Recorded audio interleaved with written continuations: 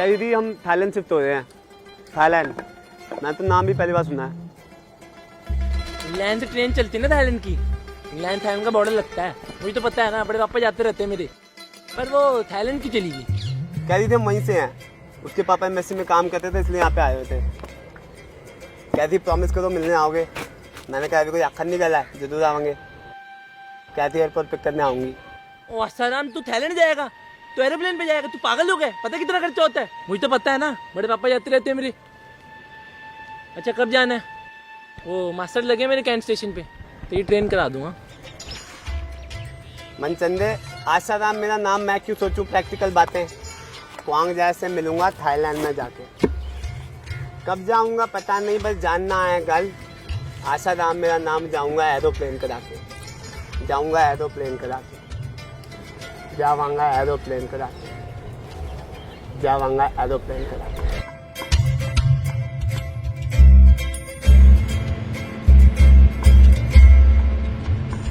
Sir वहाँ पर खड़े हुए प्लीज ऊपर जल्दी आ जाइए। हाँ जी सॉरी आ रहा हूँ। हाँ जी। Good evening, ladies and gentlemen. Welcome to SpiceJet flight number SG89 from Amritsar to Bangkok. The pilot for today's flight is Mr. Sumit Bansal and his co-pilot is Mr. Shubh. नमस्ते बेटे। नमस्ते बेटे। कैसे हो? ये बेटे मैं बात बताओ, ये हमको ड्रिंक ला के दी, सिराना दिया, कम्बल दिया। ये देखो यहाँ पे जगह भी कितनी ज्यादा है चेयर के आगे। पीछे वालों की तो नहीं है, तो पीछे वाले लड़ाई नहीं करेंगे। इनको इतना बांटा, हमको टाटा। अंकल अब पहली बार प्लेन से ट्रैवल किया? पहली बार करो बेटा। नहीं अंकल, हमने इसके ज्यादा पैसे पे किए। ये देखिए स्पाइस मैक्स के लिए तो कोई नहीं लड़ेगा। Spice max? हाँ जी। मतलब ज्यादा मिर्चों वाला खाना। मिंकू कितना समझदार है लड़का, पता है अंकल को मिर्चों वाला खाना पसंद है, बिना बोले करा दी। व्हाट अ किड यार। नहीं अंकल, स्पाइस मैक्स मतलब कि ज्यादा लेग स्पेस और वो जो चेक इन वाली लाइन होती है ना, वो भी अलग से लगती है। आपने शायद यूज नहीं किया, तो हमारी लगेज भी पहले आएगी और खाना भी सर्व होगा नॉर्मल देते नॉर्मल। मिर्चों वाले देते नहीं सर। चलो खैर कोई नहीं, मिर्चों वाला ना बाद में खराब ही करता है, मैंने देखा। और बताओ, बोलते नॉर्मल खाना है, यही बेस्ट होता है। आप घूमने जा रहे हैं? मैं एक्चुअली बेटे मैं बता नहीं सकता, थोड़ा शर्म आती है। कोई नहीं।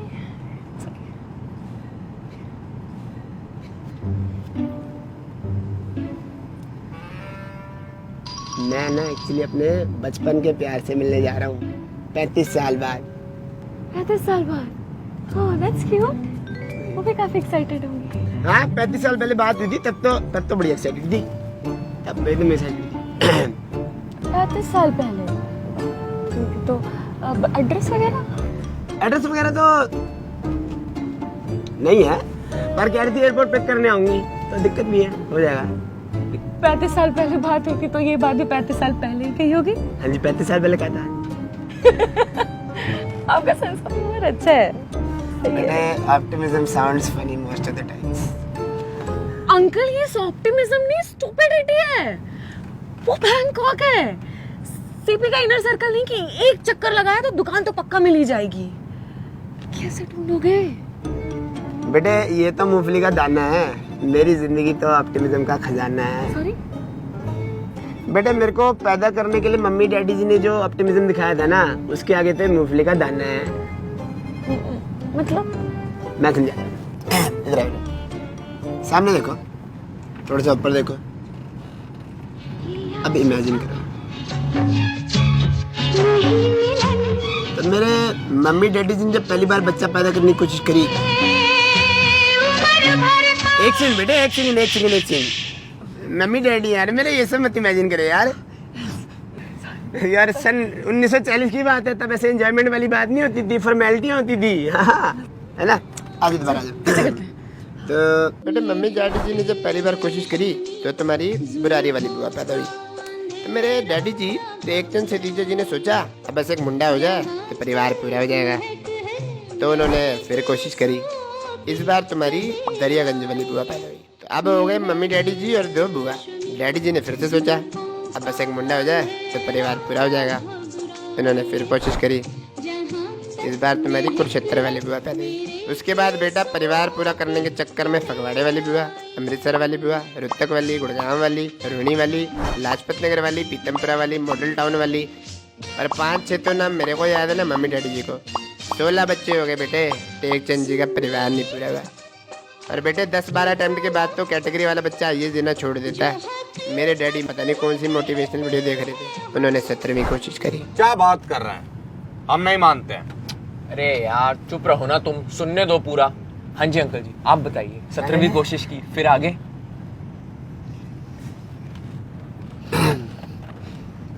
तो बेटे 9 महीने मन में लड़के की आशा लिए इंतजार करने के बाद पैदा हुआ मैं, आशा राम सतीजा। और वो जो होता है ना, जो बच्चा पैदा होने से पहले 9 महीने माँ का स्टेट ऑफ माइंड होता है ना, वो बच्चे में आ जाता है। मेरे में आ गई आशा, आशावाद, ऑप्टिमिज्म। अंकल मतलब कुछ भी बोल रहे हैं आप, हैं? मतलब माँ में था तो बच्चे में आ गया, ऐसा तो कुछ भी हो जाएगा। अरे सही तो बोल रहे हैं यार अंकल, बिल्कुल ऐसा होता है यार। चलिए मान लिया कि भर गया आपके अंदर ऑप्टिमिज्म कूट कूट, रख दिया आपके माँ पिताजी ने आपका नाम आसाराम। फायदा क्या हुआ? फायदा मतलब बेटे, अरे मतलब ये चचा कि रिटायरमेंट का उम्र में आप पहली बार जीवन में प्लेन का यात्रा कर रहे हैं। हाँ जी। और 35 साल में कोई मिला नहीं तो चले अब बचपन का प्यार सुलगाने। हमें देखिए भाई साहब 34 के हैं और मिस आरा बीवी है हमारी, बताइए दिन में 2 बार तो आई लव यू बोलती है? और ये 5वीं बार प्लेन का यात्रा कर रहे तो हैं। कहना क्या चाह रहे हो तुम? अरे हम ये कहना चाह रहे हैं कि being mean and rude makes you successful dude. Optimism is a fail. बेटे नाम क्या है तुम्हारा? अश्विनी कुमार। अश्विनी कुमार। मैं सामने देखो, सब सामने देखो, थोड़ा सा ऊपर देखो, इमेजिन करो। ईयर 1983, हमारे कॉलेज में पढ़ती थी Madhu Chapda, the most beautiful girl in entire Delhi university.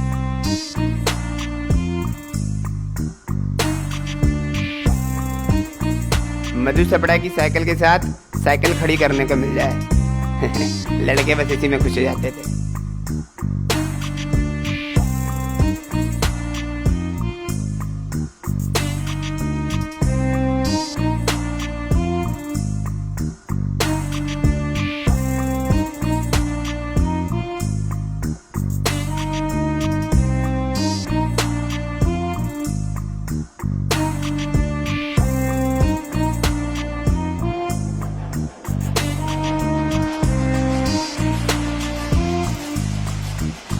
बेटे अश्विनी, बेटे बेटे बेटे बेटे तुम रहने दो, परवरिश सही नहीं है बेटे तुम्हारी।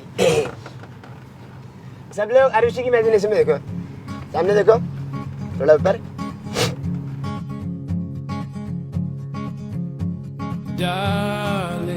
और मधु चपड़ा से प्यार करने वालों की लाइन में सबसे पीछे खड़ा था मैं।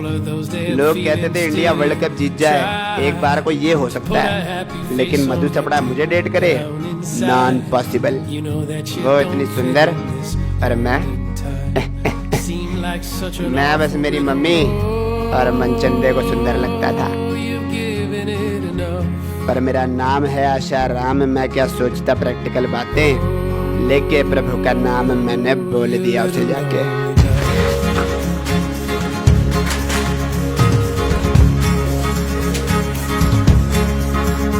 मधु चपड़ा, माइसेल्फ आशा राम, और मैं तनु लव यू।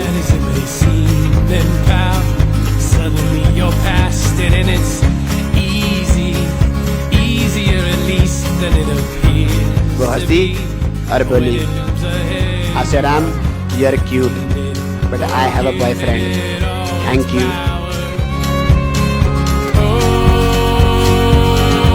और एक तो वो इतनी सुंदर, दूसरा पता चला उसका बंदा था खरबंदा, जो इतना लंबा चौड़ा खा जाए बंदा जिंदा। बंदा ऑप्टिमिस्टिक हो तो कैसे हो। लाइफ में पहली बार मायूस होने का मन किया, पर मैं मायूस हो ही नहीं पाया। वो वाला बटन तो दिया ही नहीं भगवान ने दिमाग में। तो मेरे दिमाग में अब भी मधु सपड़ा की पिक्चर चल रही थी और पिक्चर का हीरो मैं, आशाराम सतीजा। अब देखो बेटे, कुदरतन इंदौर की एक लड़की थी सोनम गुप्ता, जो दिल्ली में पढ़ती थी। दिल्ली बेटे, हाँ। और अपने इंदौर वाले बॉयफ्रेंड पे चीट कर रही थी। उनको आता ही नहीं है, उनसे होता ही नहीं है। ठीक है बेटे, पर चीटिंग तो चीटिंग है। अब उस इंदौर वाले बॉयफ्रेंड को ये बात पता चली तो उसने बात अपनी बहन से शेयर करी, उसकी बहन ने बात अपने बॉयफ्रेंड से शेयर करी और उस बॉयफ्रेंड ने बात शेयर करी अपने फ्रेंड रोशन से।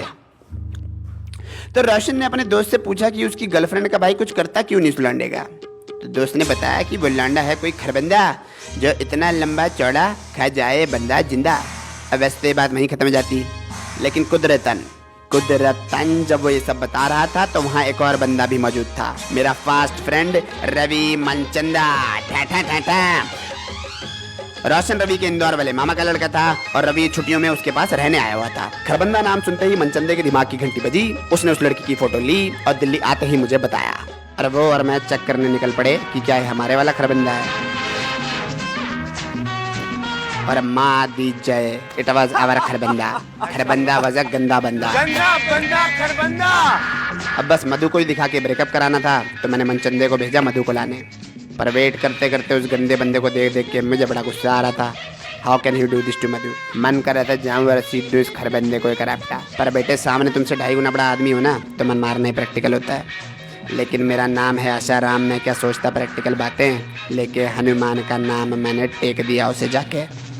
लेकर हम दीवाना दिल फिरते हैं मंजिल। और उसके बाद बेटे उस खरबंदे ने जो योकोजुना वाले मुक्के मार मार के मेरा बुखाड़ा सुझाना शुरू किया। हर मुक्के के बाद हल्की सी आंख खोल के चेक करना पड़ता था कि मैं जिंदा हूँ या मर गया। खैर इसी बीच वहाँ पहुँच गई मधु। इंदौर वाली लड़की ने उसे सब कुछ बता दिया। मधु ने खरबंदे से ब्रेकअप कर लिया और ये सुन के कि मैंने उसके लिए खरबंदे से 2 दर्जन घुसंड खाए हैं, मधु का दिल पिघल गया। मुझे हुजूर तुमसे प्यार है, तुम्हीं पे जिंदगी निसार है। और बाद में उस साल इंडिया वर्ल्ड कप भी जीत गई and 4 years later we got married। तुम्हीं पे जिंदगी निसार। क्या बात है। देखो ना, मैं ऑप्टिमिस्टिक होकर अपने कॉलेज की सबसे सुंदर लड़की को प्रपोज करता, ना मुझे उस खरबंदे के बारे में पता चलता, और ना मैं वो बंदा बनता जो उसको उस गंदे बंदे खरबंदे से बचाता। मजा आ गया अंकल। आंटी नहीं आई साथ? बेटा she pass the way last year. तो दिमाग में वहम आ गया कि मैंने अपना प्रॉमिस पूरा नहीं किया तो कहीं इसलिए तो नहीं, तो बस अब इसलिए जा रहा हूँ प्रॉमिस पूरा करने। अंकल बड़ा बुरा लगा सुन के। आसाराम जी एक बात कहें, मतलब थोड़ा फील मत कीजिएगा। गरीबी जो है ना इंसान की उम्र को कम कर देती है। नहीं मतलब ऑप्टिमिज्म, अगर आपको प्यार के साथ साथ थोड़ा पैसा भी दे देता तो आंटी जी इतने जल्दी मतलब। क्या?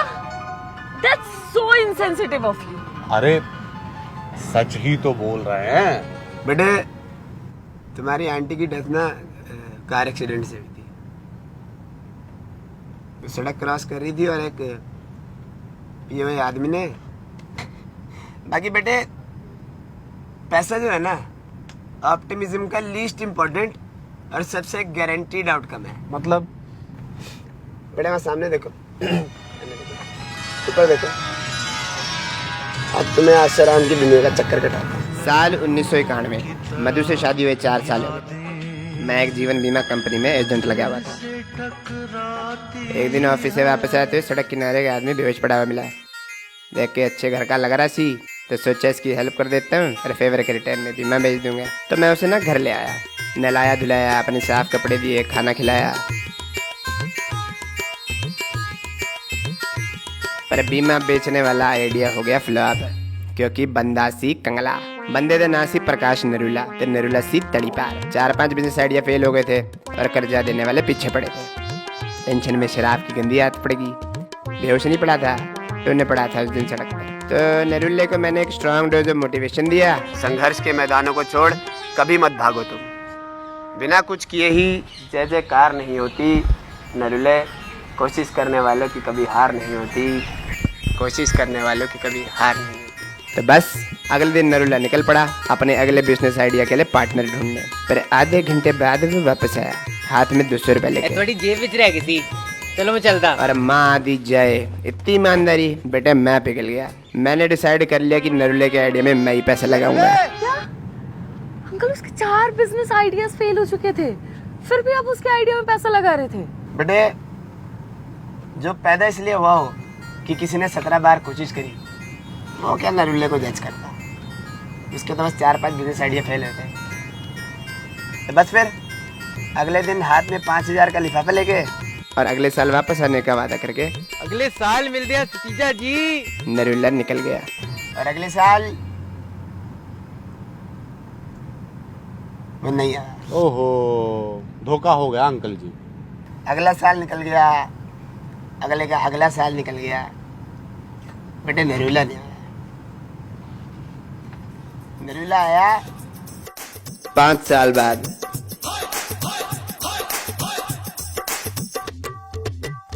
मेरे हिस्से का प्रॉफिट लेके 150 करोड़ रुपए। है? नहीं, मतलब कुछ भी, कुछ भी वो 150 करोड़ के 150 करोड़ कैसे किसी को मिल जाएंगे यार? कुछ भी कह रहे हो क्या अंकल? 150 करोड़ का चेक कहाँ से लेके आ गया? वो तो 5000 रुपए दिए थे आपने यार। और अंकल आप तो पहली बार फ्लाइट में। तो बेटा तुम्हारी आंटी को ना प्लेन में ट्रैवल करने से बहुत डर लगता था, तो कभी फिर कर ही नहीं पाए। ये क्या हो गया? ये मतलब वो तो सर अभी वो पैसा लगा दिया आपने, लॉटरी लग गई आपकी, खरबंदा गंदा बंदा निकला तो लड़की मिल गई आपको। इसमें मतलब ऑप्टिमिज्म कहाँ है? लक है, ये तो लक है। बेटे एक ही बात होती है, जो सबसे ऑप्टिमिस्टिक होते हैं ना वही सबसे लकी भी होते हैं।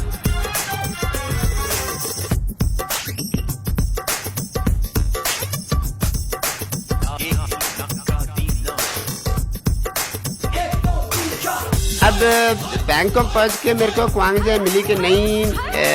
एक काम करो, थोड़ा सामने देखो, बेटा थोड़ा ऊपर देखो।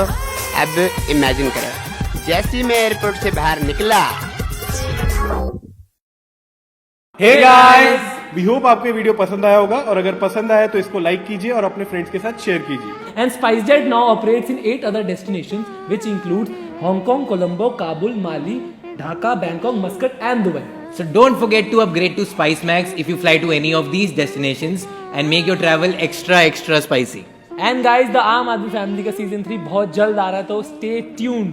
And guys, don't forget to subscribe to the Time Diners!